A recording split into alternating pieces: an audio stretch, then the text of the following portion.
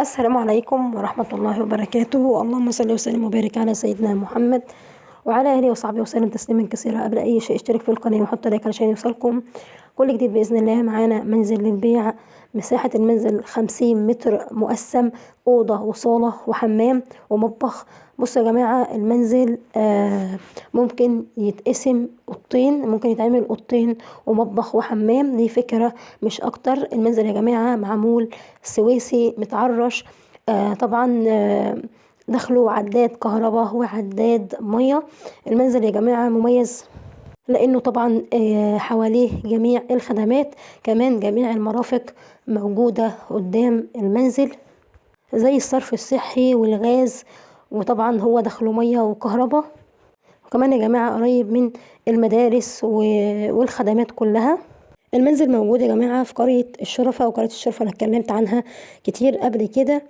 وقرية الشرفة دي قرية بعد حلوان بنص ساعة، بتركب من حلوان عربية الشرفة وبتوصل قرية الشرفة، أو هي المحطة اللي بعد التبين على طول بإذن الله. جميع طبعا المدارس ابتدائي وإعدادي وأزهري كله موجود يا جماعة، سوق يومي سوق أسبوعي كل حاجة يا جماعة. القرية الحمد لله في ناس اشترت عن طريق قناتي، وطبعا عندي مصداقية الحمد لله. والحمد لله أنا بحب أقول كل التفاصيل بما يرضي الله. طبعا يا جماعة المنزل عندنا فيه عداد كهرباء وعداد مية علشان خاطر المنزل يا جماعة يبقى مضمون. جميع الأوراق والتراخيص، تراخيص المباني وجميع الأوراق موجودة. المنزل يا جماعة سعره 80,000 جنيه، وفيه تفاوض في السعر. سعره 80,000 جنيه وفيه تفاوض في السعر. وطبعا زي ما قلنا اسألوا على كل التفاصيل واسألوا على كل حاجة.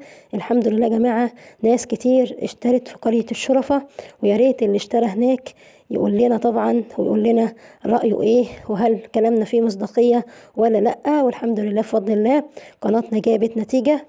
المنزل يا جماعة مساحة 50 متر، والرقم اللي موجود ده رقم السمسار، هو اللي طبعا هتتصلوا عليه وهو هيوصلكم وهو اللي هيفرجكم. وطبعا هو راجل طيب وراجل محترم جدا. والقرية كلها يا جماعة كلها ناسها طيبين ومحترمين.